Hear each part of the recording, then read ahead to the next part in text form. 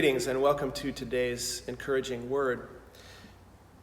I'm here in the sanctuary because it's comforting to be here. It also makes me really miss you, gathering together on a Sunday morning in person. I miss you. But I feel like I'm here because I need comfort. It's been a very uncomfortable week and a half or so for me, for America. And I think maybe that's okay. By the time you hear this, you will have heard a sermon for Sunday about Jeremiah. And so my mind has really been on that book, the book of the prophet Jeremiah. And he was a guy who wanted to make people really uncomfortable because there was something really wrong that needed to be paid attention to. One of the things he speaks out about in that book are the false prophets who are telling people things are just fine. We don't need to change anything. God's got our back.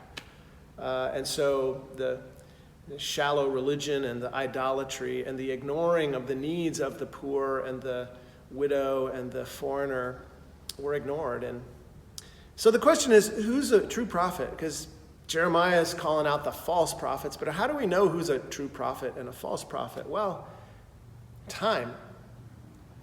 The truth of Jeremiah's prophecy was not seen in his own lifetime because he was a very unpopular figure. It was only seen in retrospect. The shallowness, the falseness of the false prophets was obvious in hindsight because Jeremiah's prophecy came true. The judgment of God arrived in the form of a Babylonian takeover of the country.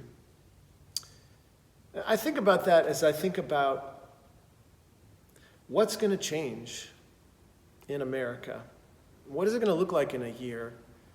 Is there people who feel as if this moment is a moment when things actually might change? The wound is so deep and so obvious that we can't ignore it anymore. And so I wonder, what will happen in a year? What will time tell us about this moment? Then I also think about us here at the Presbyterian Church of Lawrenceville. What kind of prophets might we be? I think that we have to have a conversation ourselves about this moment and what it means for us.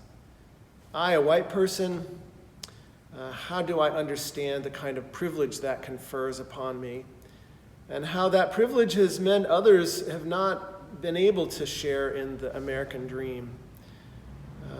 How we might need to listen to voices that we haven't heard adequately. So I would ask you to pray for a group that's trying to structure a conversation together that might be constructive, that might help us think about what does our Christian faith say to us? How does it guide us in this moment?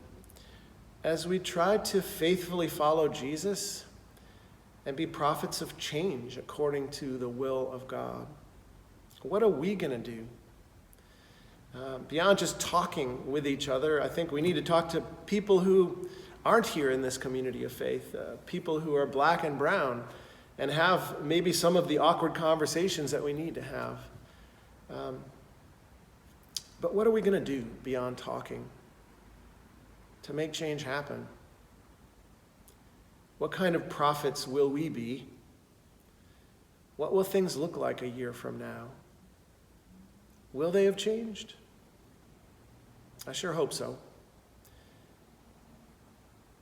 I don't necessarily have answers to those questions, but I leave them with us to ponder in the days and weeks to come. Meanwhile, blessings to you and yours. Hope you're well, and hope to see you soon. God bless.